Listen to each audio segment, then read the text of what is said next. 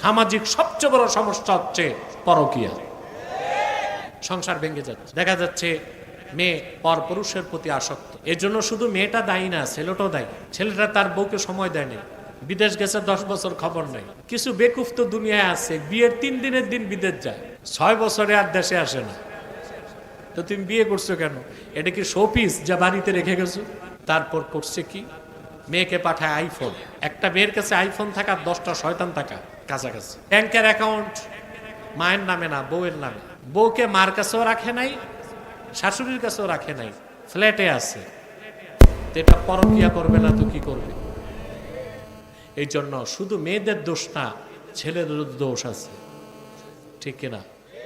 আপনি বিদেশ থাকলেও অন্তত 1 বছর বা 2 বছর পর আপনাকে আসতেই হবে। শরীয়তের নিয়ম 6 মাস, এটা তো করা যায় না, ওজোর আছে, ওজোর।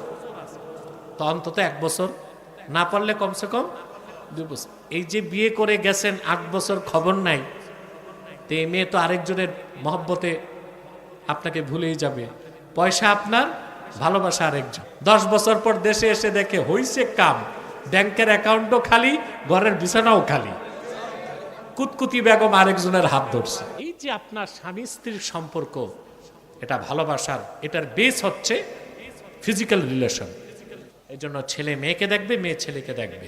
পছন্দ হলে হ্যাঁ বললে বিয়ে দিতে হবে। মেয়ের বাপ যারা,